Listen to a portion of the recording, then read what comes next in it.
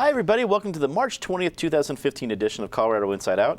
I'm your host, Dominic Dezzutti. Thank you very much for joining us. Let's get a quick take on this bizarre story, the attack of a pregnant Longmont woman who was stabbed and then her fetus was removed.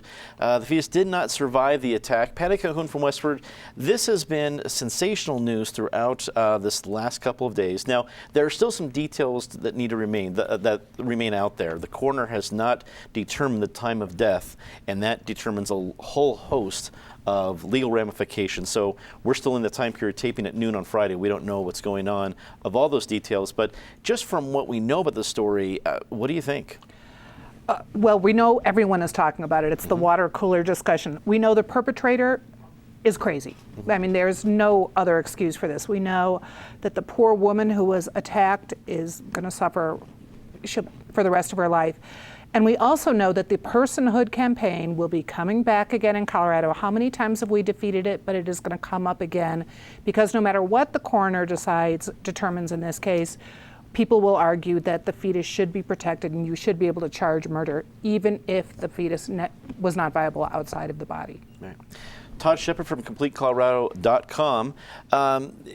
This is going, like Patty said, really bring up the whole personhood argument again, because last time personhood had they really based their whole amendment on not really abortion rights, but it came down to the woman who was hit by a car and lost her baby in that situation. So do you think this is going to be another angle to that argument? Absolutely, I do. And I guess, pardon me if this sounds too cynical, but any political cause can take a tragedy. And that's, so if we look at the gun control, obviously, and I'm not saying you're taking this tragedy out of context, but you can take the Aurora theater tragedy or the Columbine tragedy and use that to forward gun control amendments. But if you think, it would just be out of your mind to think that a tragedy could literally illustrate the fine line between an unborn fetus, murdering an unborn fetus, and where that line between that and a viable baby becomes. So absolutely, this will reignite the entire personhood debate in Colorado. Eric Sonneman, political analyst. Is it going to be too sensitive to be used as a political angle for all this argument? No, I don't think so. I mean, it's very sensitive, it's bizarre, it's incredibly sad what happened to this woman. I think to me it illustrates how both sides, I mean, we're talking about the abortion debate, and how both extremes, both poles of that debate are rather extreme and are rather absurd. There is no doubt that a murder took place here. Now, whether based on what the coroner finds, it can be prosecuted as a murder remains to be seen. But this was a fully viable fetus a few weeks away from delivery with a mother who had no intention other than to deliver this baby and to parent this child. And to me, it's whether the pro-life movement gets so extreme when they think a couple zygotes running around a test tube have all the rights to life.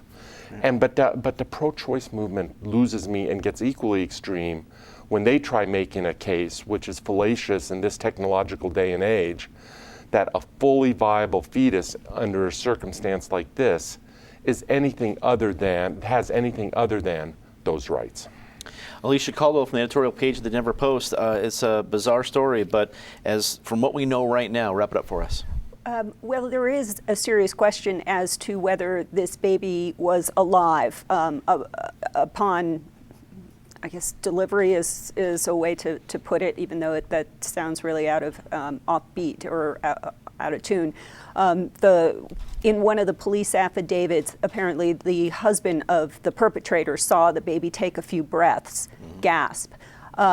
Now, back in 2013, the legislature did take on this issue as a result of another fetal homicide, which involved a drunk driver and Heather Surwick, also from up in that area in Longmont.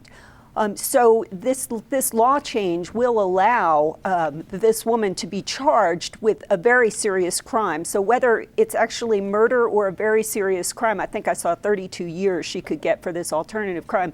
There's no doubt she'll be punished. It's just a question of exactly how. Sure.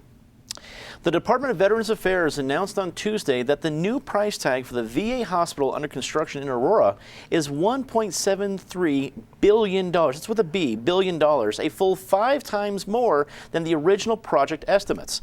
Colorado's congressional delegation faces a ticking clock to find the additional $930 million needed to continue the project or see work stop in May. Now, Patty, $100 million of that $930 million has already been, I guess, reprogrammed. That seems kind of odd. You can reprogram money from the VA department, but there's still $830 million that somehow Colorado's congressional delegation is trying to hit Congress up for it, for a project that there's plenty of fingers of blame to go around, but still, I'm not sure if we see the way out of the tunnel yet. What did you make of the big announcement this week? Well, I think the way to raise the money is to get a dunk tank, put the VA officials in it, and let veterans, congressmen, anybody involved start lobbing balls at these guys.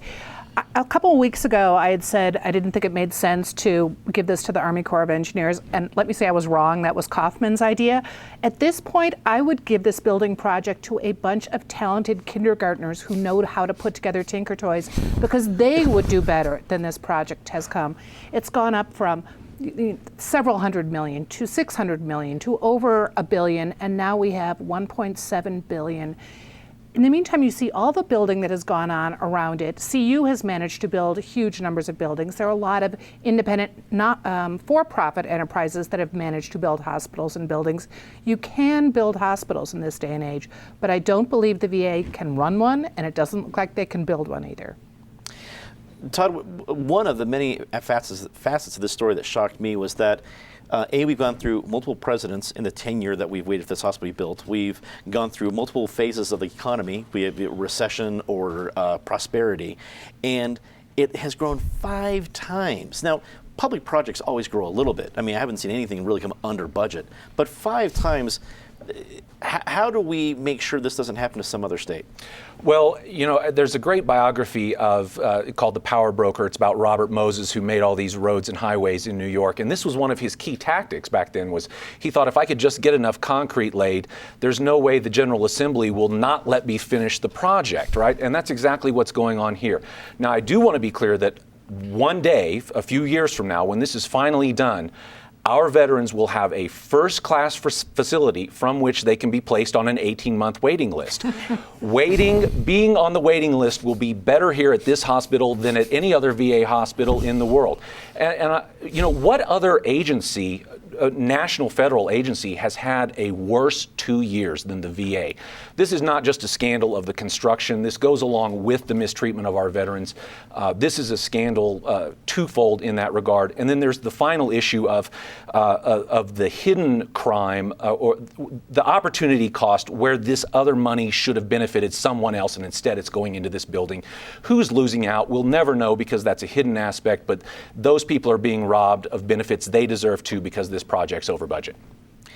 Eric, so far I've been heartened by the fact that we've, as Coloradans, we've approached this in a bipartisan effort. You see both Representative Ed Perlmutter and Mike Kaufman attacking this, and it deserves that and probably even more attention. Frankly, the delegation should be entirely united on this.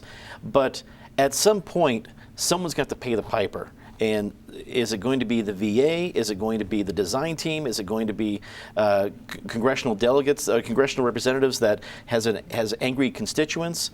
Who's going to end up footing this bill? Well, we're going to end up footing this bill. We know who's footing the bill. There's no great mystery about this one. This one leaves me speechless. And that's not to say I will be speechless. I will talk here. But the magnitude of this mind-boggling mismanagement truly leaves you speechless. $328 million, as you pointed out, Dominic, or maybe it was Todd. Yes, projects inflate and cost overruns are not exactly a newsflash when it comes to government projects, but to go from $328 million with an M to $1.73 billion, and the end is not yet in sight. Sure. Does anyone want to lay money that this is a final number? I wouldn't lay money that this is a final number yet. You think we're building the Taj Mahal or the pyramids of Egypt or something? We're building a hospital. Yes, hopefully a state-of-the-art hospital, but at the end of the day, it is a hospital. There are 2 other issues that come to mind for me, Dominic. One, we've talked about it before, is in this day and age, should we really have a captive Veterans Administration system. There is no argument that the veterans should be our highest priority in terms of taking care of their health care needs, physical, mental, and everything else, at the highest level with all the resources that this country can muster. But is this current system the right way to deliver those services? Color me at least open to that discussion. Secondly, there's a school of thought out there. I'm not a healthcare expert. There's a school of thought that within some period of years, with the evolving of technology, that these big mega hospitals themselves are going to be white elephants or dinosaurs. And so we're spending $1.73 billion or whatever the final number is to build something which soon after it opens might indeed be a dinosaur. Alicia, I sense about there's shock in the community, there's anger in the community, and it's about the one population in our community that I think everyone can be unified about. No one wants to see veterans wait any longer for medical care that they need, whether it be physical or mental, yet they're the ones suffering the most here. Do you think there is something to be done here? Can there be a successful ending to this somewhere in sight? Well, we can't leave this thing half built. I mean, I think that much most people would agree on. Who exactly is at fault and how we got here is a complex tale, and frankly, one that we've been following for years on the editorial board. We've had politicians in to talk to us. We've read GAO reports. We've had Kiewit Turner in to do a presentation of an hour or so of how this thing came to pass. And it seems, first a little bit about the structure. They had a designer, they had the VA, and they had the contractor. And these three entities were supposed to work together in this design-build process to make this thing work. I personally lay the blame with the VA. They weren't listening to the contractor who was telling them that the designs they were getting from their designer couldn't be built for the money that they wanted to spend. And I don't know if it was a trust issue. I don't know if they actually just wanted something more grandiose, because from my understanding, the inside of this place, there's this great hallway that runs hundreds of yards or something that looks like the inside of a Chris Craft, with polished wood. And, it sounds really, really beautiful, but pretty expensive. And there were points along the way at which this design could have been reeled back in, costs could have been cut, but the VA didn't appear to be interested in that. And I think, a VA official said in the story today that, yes, we're owning this. I think the owning is coming just about 5 years too late. I think had they owned it earlier in the process, we would have a more reasonable final price tag. A bill that will make changes to Colorado's construction defects law passed a Senate committee this week. The bill will have mediation or arbitration as the preferred method of resolution, and it will require that the majority of property owners in any association approve legal action. The construction defects bill, Todd, has been a focus for this year's legislative session. It got out of a Senate committee. Do you see it going further? I think with the backing of some Democrats, like take for example Mayor Michael Hancock, it has a chance, let's say. My big question about this, and I'll put my free markets beliefs on the line when I say this, is when I look at a conflict between for a high-priced product like a condominium, and there's extreme conflict between the builder and the end consumer, I wonder what, typically the grease there is insurance. And I'm wondering, where is the insurance industry failing us? You ought to be able to buy condo defect insurance as a consumer, and the builder ought to have condo defect insurance to mitigate their liability as well. And this is not just a Colorado issue, right? I mean, I have a friend in Chicago, that they are permanently underwater on a condo because the price dropped because of the defects, and so now it's impossible for them to get rid of it. And I'm wondering where the insurance industry is failing us in not providing us the products we need to liquidate these kinds of transactions. Eric, what do you think about the prognosis for this bill getting out of the full Senate and its future in the House? Well, I think the House is really where the rubber will meet the road on this one. The House is our of the two legislative chambers. It's the one dominated by Democrats. The sticking point on this bill has always been the trial law industry. Todd raises a great point about the insurance industry and where they are. We know where the trial law industry has historically been on this bill. It's been their meat and potatoes for a segment of the trial law industry in bringing these kinds of lawsuits. So the House is where the real battle, in my mind, is going to be fought, and whether there are enough Democrats. I would suspect most Democrats will maintain their party's historic loyalty to the trial lawyers, but are there enough Democrats who are willing to peel off and move this bill forward? There's no doubt that has been a major priority of the business community, obviously the construction lobby, and some consumer lobbies, where condo development has basically dried up and stopped in this state. And with the explosion of housing prices, you would like to have condos as a viable option for people trying to get started in that market. Alicia, do you think Speaker Hollinghorst is going to put this in a House committee, assuming it leaves the Senate? Is it going to see a House committee that might pass it, or do you think she'll be tempted to send it to a kill committee? I think she'll give it a fair hearing. I also think that insofar as it can be framed as an affordable housing issue, it'll get more Democratic support than one might expect. That's a big issue for Democrats this year, and some have been in the Senate committee where it has been heard, raising questions, Irene Aguilar and Raleigh Heath, about, well, where's the proof that this will actually create some more affordable housing? And I think if they can get over that hump and show some, something that makes it seem like a plausible way to that this bill will go, that they'll get enough support to actually make it happen. Patty, does Governor Hickenlooper get this bill on his desk? I hope he gets some version of this bill on his desk. It's an issue that seems so much like fracking in some ways to me, where there is just one side, there's the other side, and there is no meeting in the middle.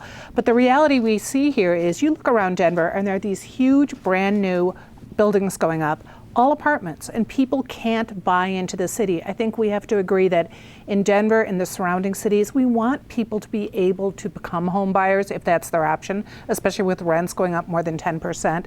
And some people make pretty convincing cases that it is because of this law that they cannot possibly build condos. Then you also hear on the other side that actually there are ways they could build condos. We need a full discussion of it, but we also need to be sure that somehow people can start buying houses or housing condos again in this town. Steve House won the chairmanship of the Colorado Republican Party last Saturday with a convincing defeat of incumbent chair Ryan Call. Some of the party were critical of Call's work during the gubernatorial primary last year, despite being at the helm while the GOP regained the state Senate and won a U.S. Senate seat. Eric, I got to be honest, this surprised me. I knew he was facing a pretty stiff fight. Ryan Call was facing a stiff fight from Steve House, but he lost by significant margin after seemingly the afterglow of 2014's wins evaporated quickly for the state's GOP. What did you think? I think Ryan Call made a fatal mistake. He didn't follow the lead of his counterpart on the Democratic side, Rick Palacio, and add another 50, 60, 70 members of the Central Committee who were at the very last minute who were loyal to him. I mean, Ryan Call obviously needed to read some Machiavelli here or whatever about how to play the game.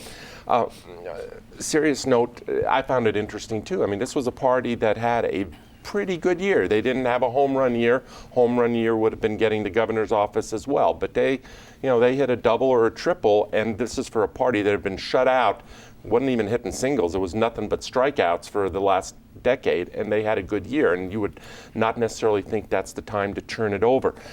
There are really two Republican parties out there. There's the Republican Party of Cory Gardner, and Cory Gardner invested a lot in this fight. He was making lots of phone calls on behalf of Ryan Call. And Cory Gardner, in his campaign last fall, really rescued the Republican Party from increasing irrelevance in this state if they had not won that Senate seat in the best year they're ever going to see. But then there's also this party that you see in the legislature on more than occasion in terms of drifting to its polar extremes. You see it in some potential primary challenges that Todd reported, I believe, in Complete Colorado this morning, in coming up in Colorado Springs, and a possible recall of some Republican over in Mesa County for some alleged not being quite conservative enough. And this was the conservative flank of the Republican Party asserting itself and saying, we still run the show. Alicia, will we see this new flank use its power as we see the eventual candidate next year run against Michael Bennet? Well, I think they'll use it in some internecine warfare kind of ways. But, you know, when you think about the changes in campaign finance laws, the parties really don't have the same kind of power that they used to have. The 527s, even the C3s and the C4s really control the money and the message. And while this may have some, some local effects, who are we going to nominate for this particular open seat, I don't think it's really going to change the people who are on the ballot, or who succeed at the ballot, I should say. Patty, if you're Michael Bennet or Rick Palacio in the Democratic camp, are you happy about what happened on Saturday? Oh, in some ways you have to be celebrating a little bit because it's just got to be fun to watch the institution on the other side take such a beating. But I think it's a lesson for every elected official right now, which is whether it's because of their political stance or just because they don't want being told what to do, or like watching something be fixed behind the scenes and not very behind the scenes. Voters are cranky. Voters are cranky and they want to throw the bums out, whether they're running the party or pushing the eminent domain bill down in Littleton. We saw that take a big fight. People are getting very contrarian and want to register their complaints. And so I think we could see that again if people are not really listening to their constituencies. Todd, what effect will this sea change in the Republican Party's leadership mean for the future? Yeah, there's a lot of speculation that this will drag the Republican Party to the hard right. Eric brought it up a little bit. I personally don't see that. I see it as tilting a little bit more to the right, but not extremely. Now, I don't want to underestimate the actual political differences between those who voted for Call and those who voted for House. But I also think it would be a shame to underestimate the fact that I think Steve House is better at retail politics than Ryan Call is. And given the fact that House had just sort of come off this fine-tuning of his retail politics abilities by being in the governor's race, I think he applied a lot of that in this campaign. And quite frankly, he's just got a lot more of that chutzpah when he shakes your hand. And Ryan's just sort of more of the easygoing kind of, if you can use the word, bureaucrat. And so I think at the end of the day, Steve sort of won with personality. But that's not to say that there weren't political undertones to this. Ultimately, if a Michael Bennet or whomever celebrates, it won't be for long. Things will probably get back to normal with a slight more rightward tilt to some of the decisions that come out of the main party. Well, let's get to our favorite part of the show, Disgrace of the Week. Patty, as always, start us off. Well, a good thing and a disgrace. Dennis Gallagher, who only has a few more months left as the city auditor, just released a really damning report on the sheriff's department, the only department that maybe makes the VA administration look good. And so we're going to miss Dennis Gallagher as a watchdog for the city, but I think his movie's being shown on Channel 12 this week. Absolutely. The March 22nd at 8 p.m., Dennis Gallagher, One of a Kind. Great title. Todd. Without getting into too many specifics or naming names, let me just say I think the idea of mandatory voting is a disgraceful notion, and I'll just leave it at that. Eric. Our favorite company, Starbucks, with their new campaign, Race Together. If there's one thing we're definitely need more of in this country, it's conversations about race. And thank God that Starbucks is there to fill that void. There is no void there, obviously. Because if a coffee store chain can't bring us together, darn it, who can? Alicia. I thought about others, but I just can't get over the VA and that huge price tag. It's outrageous, and people should be outraged about that. Yeah, $1.73 billion. It's absolutely crazy. Say something nice about somebody. Patty? Well, we're finishing off the Best of Denver, which hits the streets next week, so it's our annual orgy of niceness. I have nothing but nice things to say. But I'm going to return to the VA because compared to the treatment veterans have gotten from the VA, last night there was a great event at History Colorado, which is showing the 68 show. They brought in veterans not just of the Vietnam War, but back to World War II, came in, honored them, let them see the exhibit. There were several speakers. Hickenlooper was speaking. The head of the National Guard here was speaking. It was a great event that honored people who deserve to be treated better than they are by the VA. Todd. This week, the Colorado Freedom of Information Coalition held a panel seminar on the Colorado Criminal Justice Records Act. In that discussion, John Ferrugia of Channel 7 mentioned that in Texas, you can appeal, if you've been turned down for open records, you can appeal to the Attorney General. Well, Rich Orman was attending from the 18th Judicial District, and now Rich and his boss, George Brockler, have actually engaged the Freedom of Information Coalition to talk about expanding this idea. How can we create some sort of way for people to challenge records that they've been denied without having to go to a lawsuit? And to have somebody of that stature that controls an entire judicial district, that's a phenomenal step forward, and if it finally materializes for open records. It's a great time for Sunshine Week, happening next week, right? This week. This week. is the end of Sunshine Week, yes. Eric. Two notable journalists who are moving on and who also have been important voices around this table. Eli Stokel's a friend of mine over at Fox 31. I think clearly the best political journalist operating on the TV scene in the local Denver market these days, moving on to Politico magazine, and Eli will be a name we hear on a national level for many years to come. And my table mate here to my left, viewers right, Alicia Caldwell, who recently announced that she's leaving the Denver Post editorial board, where she's been a stalwart and an important voice, and moving on to the Colorado Department of Human Services. So both of their voices will be missed around town. I will echo that and worry that hopefully that Colorado Inside wasn't the kiss of death. It was Eli 2 weeks ago, Alicia this time. Alicia, you finished it off for us. Thank you, and I thought, and all of you have been a pleasure to sit around this table and chat with, and I thank you very much for the opportunity. But I also want to mention parents who since the park test has started, who have not opted out their kids. Some 850,000 tests have been administered out of a possibility of 1 million. There's still a week to go. I don't think these opt-out numbers are going to be very great, and I think they're going to show that parents really are behind accountability. That's all the time we have tonight. Thanks for tuning in. Remember that if you miss any part of the show or want to catch our web-exclusive segment CIO Postgame, check out cpt12.org or YouTube. I also send out our takes via Twitter, so please feel free to follow me there. Also, you can listen to our show as a podcast on iTunes, so be sure to check that out. For everyone here at Channel 12, I'm Dominic Dezzutti. Thank you very much for watching. Good night.